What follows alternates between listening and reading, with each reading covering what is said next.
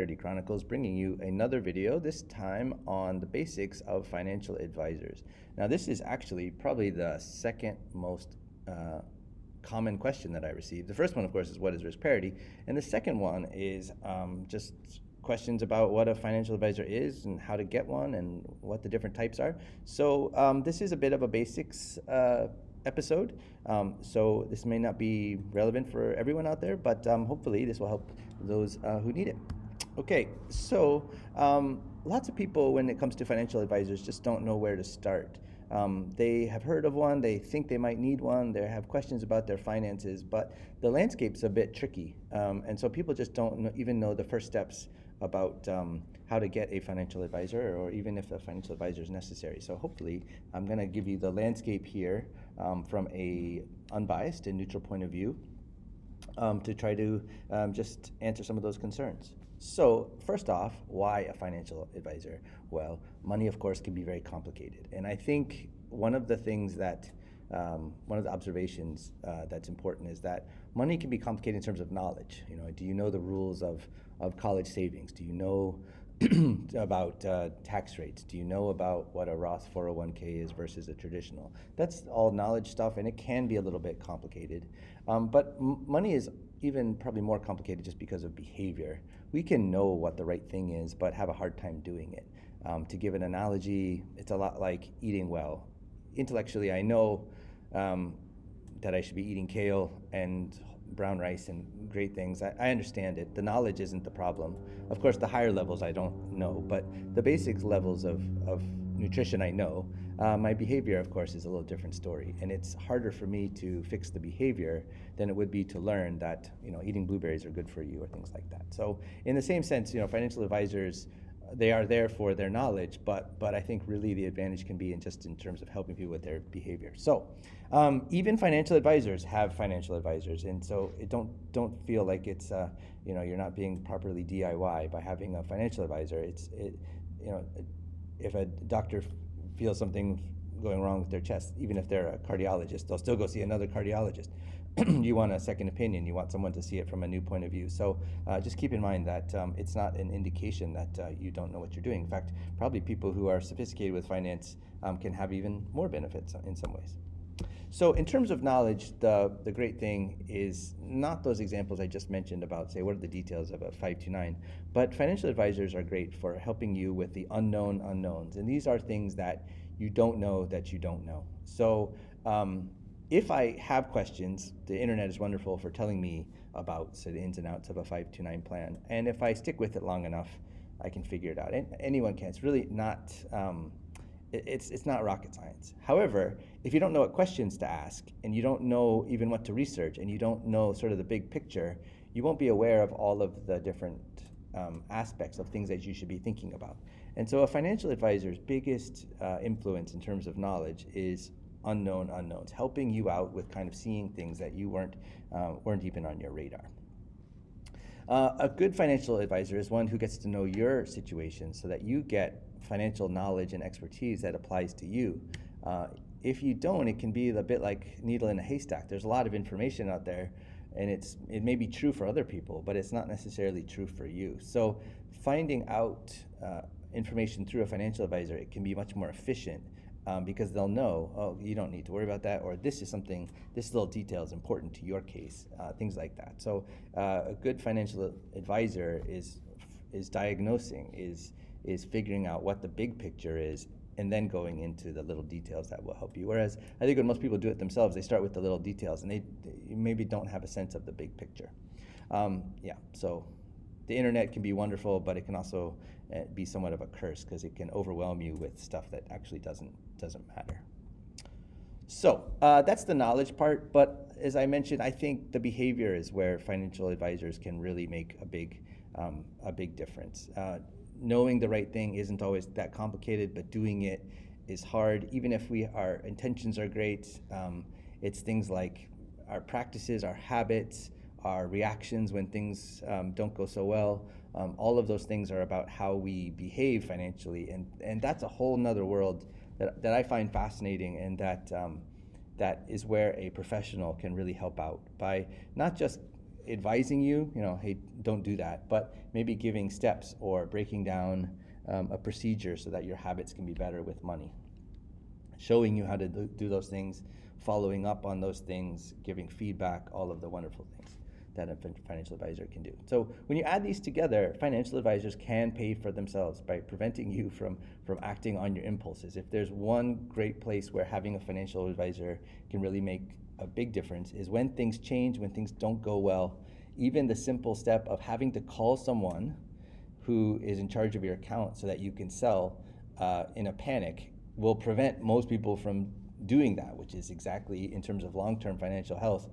You do not want to sell into a panic. And just having another step that you have to call someone who you know and explain to them why you want to do something will slow you down from actually doing that harmful thing. So financial advisors are great for regulating behavior, for helping you see the big picture.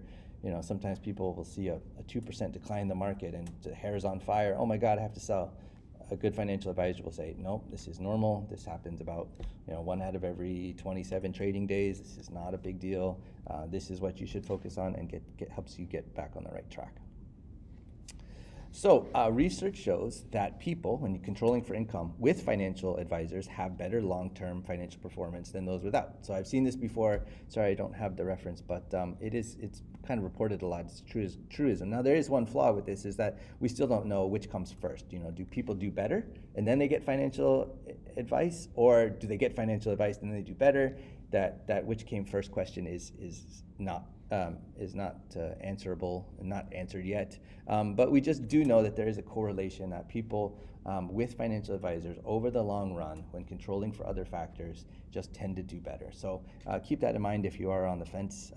Sometimes it can be a little bit of an upfront cost and you're wondering if it's worth it. Lots of cases where people are saying yes, in the sense that this advisor helped you with this decision to avoid these taxes, they paid for themselves. Or this advisor prevented you from selling when you panicked, pays for itself. Okay. Now, when a financial advisor, as I've hopefully said, everyone can use a financial advisor, but you don't need one all the time. Generally, we say that they are needed at transitions. So things like birth of a child, a death in the family, marriage and divorce, times when kids go off to college, changing of careers or big shifts in income, either up or down, can be important to have a financial advisor. And of course, retirement, which is an example of that, where your work life, you've suddenly gone from money coming in to now money only going out. So at those times, a financial advisor is particularly needed, but that's not to say those are the only times, of course. Now, let's get into the types of financial advisor, and this is where a lot of people get stuck. Because if they say, okay, I'm on board, I think a financial advisor would be good, they just don't know where to start. They don't know even how to go, they don't even know the categories or what types there are. So I'll walk you through that a little bit. It can be a bit of an alphabet soup. You'll see person's name, let's say Mary Smith, and there'll be a bunch of letters after her name. So these are some common ones, but honestly, I see them on Twitter. I see them all the time, and I have to look them up. I don't know what they are, and there's no national regulation of this. This is all sort of industry patterns and habits and kind of established ways of doing things, but it's not like an official government kind of license. These are associations that license themselves. So the best one and the most common one you'll see when you get into this is a CFP, and it's a pretty hard license to obtain. You've got to do a couple years. You've got to have a big test. You have to have, I think, 2 years of full-time experience before you can be a CFP. So it's a career license. It's not something that people get on the weekends or something like that. So this is the best for most people. It is comprehensive. You can think of it as kind of a general practitioner for money. It's someone who knows what they know, can help you with the big picture, and then can recommend you if a particular case is super complicated and you'd be better served by let's say a contracts lawyer or something like that. Then they can help put you in the right, send you to the right person.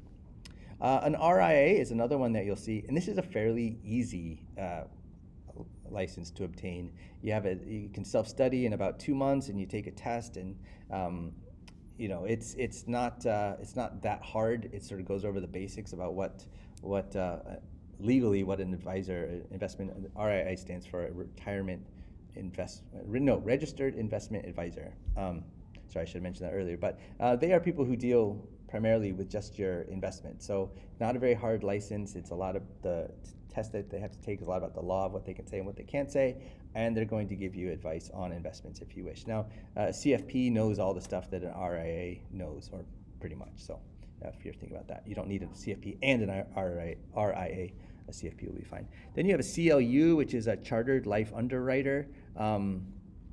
I don't exactly know the test here. I would say it's probably harder than an RIA, but doesn't look as hard as a CFP from my research. This is all about insurance, and I say be careful of this as the only designation because this is really a kind of sales job. They know about the law, and they know, of course, a lot about insurance, but it comes out of the insurance industry, so keep that in mind. A CHFC is a Chartered Financial Consultant, and it sort of comes out of the same thing, and it's a little bit more comprehensive and broad than just being a CLU, but again, it comes out of the insurance industry, so keep in mind there's that push. A CFA is really hard. It's a Chartered Financial Analyst, and this is really for financial professionals. This is high-level stuff. If someone is a CFA, they know a lot about investments, but they almost know more from a institutional and professional point of view, not necessarily the best for you. Of course, they're super knowledgeable about the investment game and can give you pretty good advice, but it's not really their focus. Likewise, a CPA is a tax pro. It's really hard to get that as well, but that's sort of accounting for businesses and things that aren't really the concern of most individuals. So it's a great base of knowledge to have. In some sense, all of financial advising comes down to tax in a way. It's the core of things. But a CPA might be a little bit too much, more than you need, let's say. An EA, which stands for Enrolled Agent, is another kind of version of that where you're specializing in tax preparation. And this can be more focused on personal finance than a CPA, which is most sort of the professional and business side. So an enrolled agent is another good, great source for you, for someone who can go over everything as it relates to tax, especially investments as it relates to tax. If you were a RIA, a CLU, and an EA altogether, you'd sort of cover the main bases, and you'd basically kind of, just in general be at the same knowledge base as a CFP. Of course, if you're an EA, you're going to be even better at taxes than a CFP would, and so forth. But that might be how it works. I will put some text in the blog post that you can look at for more information. Woo! Okay, so the main thing to look for, in my opinion, for most people is the CFP, Certified Financial Planner. If you do really just want investment and advice, an RIA will be fine. If you just need help with your taxes, an EA will be fine. And as I mentioned, other designations are awesome, but they may be more than you need, and be aware of conflicts of interest with the insurance industry. Now, what to look for with this, and you'll see this with all CFPs because this is part of their professional obligations, is you're looking for someone who's a fiduciary. And that's a person or organization that makes financial decisions on behalf of another party who is legally obligated to act in their client's best interest. The key here is the legal obligation to act in the client's best interest. A lot of people who you meet will, of course, on a personal level, want to do that, and will say, of course, we put your interests ahead of our own. But it's really that legal obligation, because when someone accepts fiduciary responsibility and they take it on as their license, they're making themselves liable to be sued if they don't act in the correct way. And that is a powerful correction for any kind of misbehavior. It's one thing to say, yeah, I'll do things in your best interest. Another thing to say, I'm signing this contract which says you can sue me if I don't do that. So the fiduciary really is something to look for. Now, that doesn't mean that if someone's a fiduciary, they're always going to be perfect. And if someone's not a fiduciary, they can't do it. It's not that. It's more of just the legal obligation. I would, however, be very careful if you ever get a discussion where someone says something like, being a fiduciary is not important, or being a fiduciary is counter to your best interest. That I would have my hackles up. It's one thing for someone to say, I'm not a fiduciary because for my business, this is blah, blah, blah, blah, blah. Okay, accept that. But if someone kind of denigrates the idea of a fiduciary, I would be very, very concerned. I would stay far away from that. I've never heard a good argument against being a fiduciary, though I have heard reasonable arguments about why not everyone is. Okay, that's fine, but don't go too far the other way. Okay, and just so you know, you'll hear it'll get thrown around this word suitability, which is to say that some investment or something you want to do with your finances is suitable for you, which means you're not breaking the law.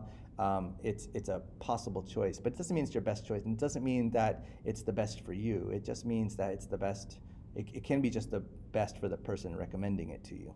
Okay, I think I went over this second bullet point earlier, but just keep in mind that fiduciary is not saying that nothing goes wrong, or that all advice will work out. It's not like that. It's just good faith and for your benefit, not the advisor's.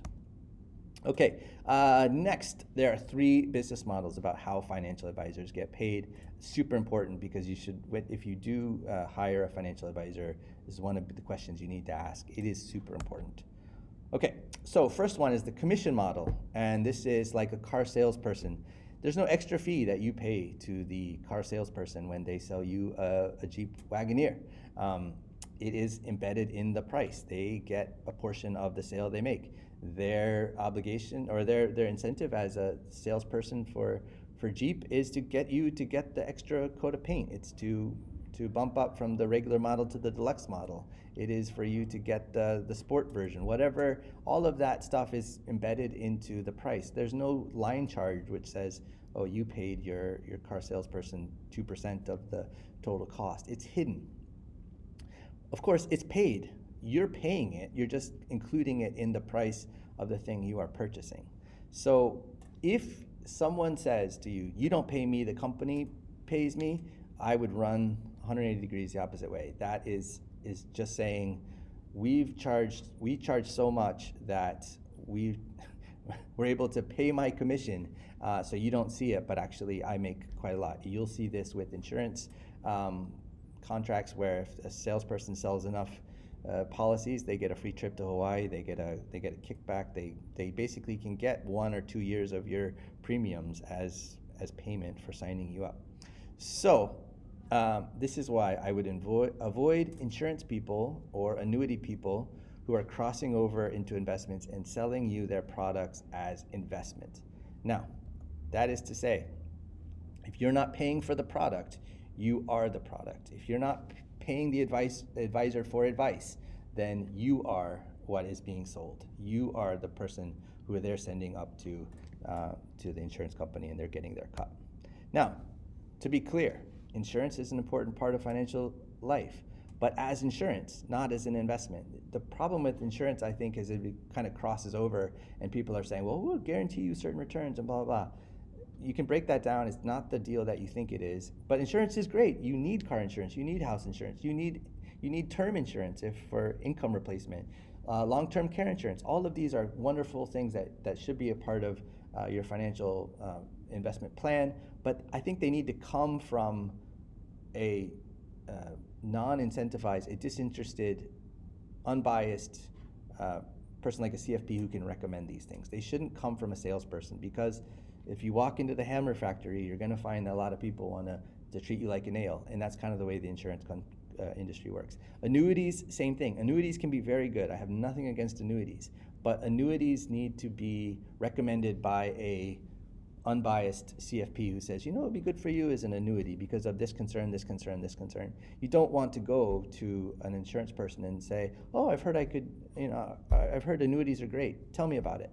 That's because those products, annuities and insurance that is treated like an investment, those are products that are sold, not bought. So they have a way of answering your concerns, a bit like that extra special Jeep Wagoneer that somehow magically does everything that you say you need. So you're going to get upsold. You're going to probably get more than you need. It might not work for you, but I think if you get advice about insurance or annuities from a CFP, then it's fine if they're not being paid and it's just part of your plan. Okay.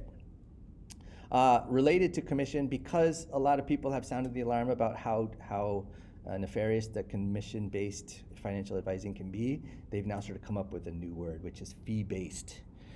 In some cases, this is just another way of saying commission-based, because they realize they don't want to use that word anymore. In some cases, though, these advisors have figured out they can get two sources. They can they can get paid for their advice and they can get a kickback. So that's pretty smart, but I would stay away from that. If someone says they're fee-based, yeah, I might do the first part, pay them for their advice, but and if they say, oh, well, what you need is a 30-year term term insurance policy, I would say thanks, and then I'd probably go find my own. So I knew that it wasn't that they weren't getting a kickback, but it's complex. There's a lot of things out there. I don't want to be too categorical, but I'd probably avoid that just because I see that as a conflict of interest when you pay for advice and they get a kickback for the advice they give. All right, the next model is AUM, which stands for assets under management, and this is where an advisor takes a percentage of the client's money each year. There can be a sliding scale. 1% is maybe a little bit on the high side, but if you're sort of a smaller account, 1% can be quite normal. I'll explain a little bit more in a second. And then there could be like, well, first million is 1%, 1 million to 5 million, it's 0.6%. Above 10 million, it's 0.4%. Things like that, you'll see those kind of sliding scales. And I'll explain why you get charged more for the smaller accounts in just a moment. This is the most expensive model by far. But to be honest, if money were no object, it is the most thorough as well. It's where the advisor's incentives and yours align. They want to keep you. They want to keep getting the 1%. They are concerned with your total financial health. They are going to be on call for you. They are going to answer your questions. They're going to prepare your reports. They're going to do all those great things. This is it can be a wonderful service if money's no object. Because these relationships tend to be multi-year, they can really get to know all of the ins and outs. They can build relationships with you, figure out long-term planning, short-term planning, all sorts of things. They will definitely let you know about the unknown unknowns. They will help you shape behavior more than just, hey, do this, do that. They can set up ways to check on it, to have accountability, to follow up, to be there when you have questions. So they're probably the best way for shaping behavior. And I find that some people like the AUM model because they like to have, I got a guy, I got an advisor, I got a woman who knows all this stuff. So when they see something in the news about the markets going down, they got a question about crypto, or they think China's gonna boom, it's someone there that they can talk to. It's not the internet. There is a powerful, I mean, that's actually worth quite a lot of money for some people to just have this feeling like, I got someone. If things go crazy, they got someone. They don't have to rely all on themselves. Now, it's very expensive. I think when people hear 1%, they think no big deal. But just imagine a $1 million portfolio generates $10,000 a year in fees, okay? Now, this is 1% whether it's a good year or a bad year. So if it's been like 2022, where basically most accounts lost 15 to 25%, you're adding on another percent on that. And also a big thing people don't understand is that $10,000 in 2023 that you might pay for an advisor, if that's every year, and you're 35 years old and you got 30 years until retirement, that's a lot of money because of the compounding effect. So if you think about it, it's not just 10,000 once, it's all the money that $10,000 could be over a 30-year time span. Well, I won't do the math, but it's a lot. It's more than just the 10,000 you think. That compounding aspect makes it quite a lot of money. Now, here's the point I was getting about smaller accounts. So if an advisor has a $25 million client, they're making 1% a year. Let's just say that we won't do that sliding scale thing, but they're making $250,000 a year from that one client. If I were a financial advisor with one $25 million client, that might be my only client. I would work 40 hours a week, 50 hours a week for that client all the time. I'd be reading things about what was the best for them. I would stay on top of every single law that possibly could affect them. I would be on call 24/7. I would never bump them for a meeting, ever, because at $250,000 a year for one client, that's kind of all I need to live a really nice life. Now, what about a person with a $250,000 portfolio? An advisor's making $2,500 a year. Not bad, but very different. Now, here's the thing. An advisor is going to do about 75% of the work of the small client as opposed to the big client. Once you've figured out the basics, the bigger account is just more of that thing. Okay, there are some differences, but that's all knowledge that the advisor has from before. That's already things in their training. So if someone is an advisor with a lot of small accounts, it's not very efficient. They're going to need to make it up with volume. So an advisor who has a $250,000 account is going to need a lot of them. They might need 100 of those accounts to match the salary of the person with the $125 million account. So you're going to find it harder to get in touch with that person. That person is not maybe going to know you as well, because now you're one of 100 instead of one of one. Now there's another thing, is that the best financial advisors, let's say the most talented, the best communicators, the most knowledgeable, the most experienced, guess what? They're going to slope upwards. The push is always going to be for them to serve their more the wealthier clients. That's part of the business. It's so much more lucrative for a financial advisor to go help a movie star with their finances as opposed to 100 teachers or 100 bus drivers. Okay. So the next one is fee only, and this is where advice is given on an hourly basis. So fees can be very different, and I just put this in there. You know, $100, $300 would seem to be reasonable. I bet you there's more. This is the kind of thing where you don't necessarily want the cheapest advice you can get, but it can depend. Sometimes this can be for a task, such as putting together a financial plan, which is not technically, there's no clock running as they do it, but financial advisors will know, hey, this takes about 8 hours to put together, so they're charging you a fee for that, which could be $2,000, $3,000 for all that work.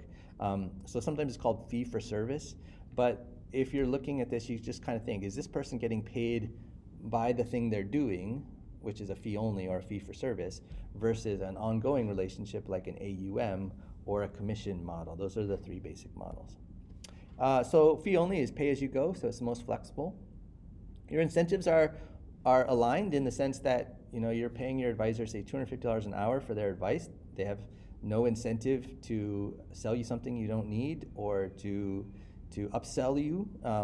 I guess they could upsell you by saying, oh, I'll tell you about that more next time, but I think you can generally figure that out if that's happening. They are transparent. This is what I'm providing. This is, you know, if you go into someone and you want a financial plan, they'll be able to show you previous financial plans with the names removed and say, this is what I'd be preparing for you, so you can kind of see what you're getting.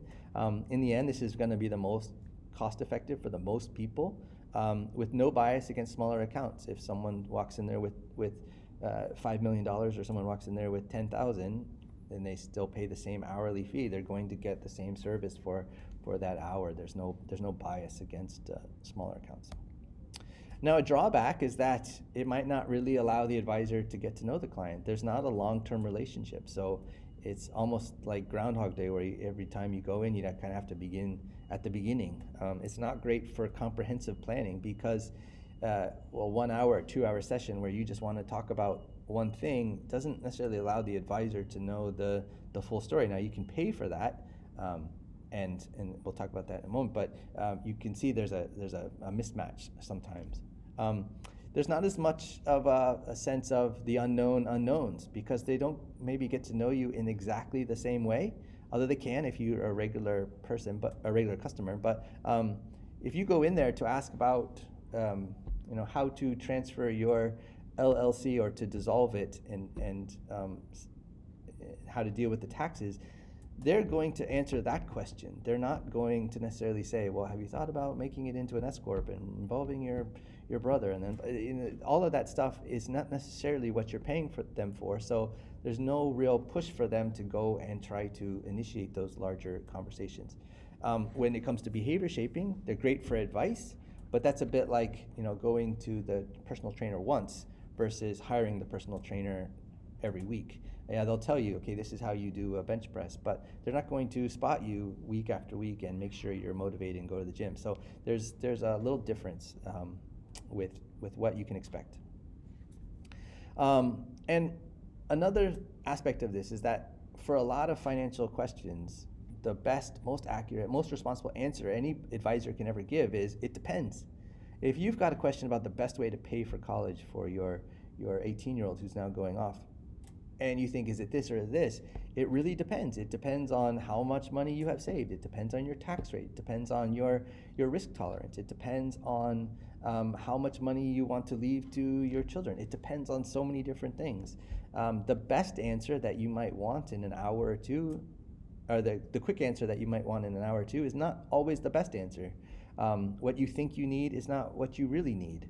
In some cases, like this fee-only model is sort of driven by the customer who goes and says, I want this. In the same way that you can go to a pharmacy in Mexico City and you can say, I want this antibiotic, and I'm sure there will be a pharmacist who will sell it to you. It might be the right thing, but it's not exactly a doctor who says, oh, tell me about this issue and tell me about how you feel, and does this happen when this other thing happens? All of the questions that a doctor would ask you to diagnose your situation, fee only is sometimes more like just going to the pharmacist, where you've already decided what you want, and that's not always the best. So a strict fee only approach can be restrictive in the long run because you're kind of leading it. And again, if you hire a fee only person, regularly, and you talk to them regularly and you build rapport, okay, that can be really good. But if you're sort of seeing it as just, I just want this for this year, just 2 hours, you'll find it in the long run, it may not necessarily be the best. Now, also with the fee-only advisor, you will find them wanting to push a financial plan. Now, this might feel like an upsell, right? You go in there and you just want information about this, and all of a sudden they're talking about a financial plan that's going to cost $3,000 or whatever, $4,000. And I can see that. I can understand you wanted this, and now you're being told you need this other thing. But actually, there is a good reason. In that the financial advisor is not willing to give you advice without knowing the full story. Going back to the diagnosis, the financial advisor who won't exactly give you the perfect answer right away until they know everything is actually being the most responsible, because it can be different depending on your situation. So if they do try to push you towards a financial plan, it may seem a bit unseemly, but there's actually a good reason for that. So to go back to tie one loose end here, fee-based on the right there is the commission model. And that's why they didn't want to use the word commission, and they said fee-based.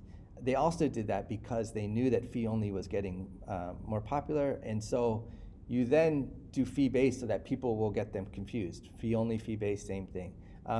Now, as I mentioned, fee-based can be complex, and there may be some cases, but to me, I've always found it deceptive. Right? You have this thing that's no longer popular. You don't call it that, and now this thing is gaining in popularity because it's better for most people, and so you make your name similar to that. I'm sorry, I just don't like. I don't like that. Just doesn't work for me. If you can, have a lot of questions to the financial advisor and get deep into why they consider themselves fee-based and why aren't they fee-only, then that's fine.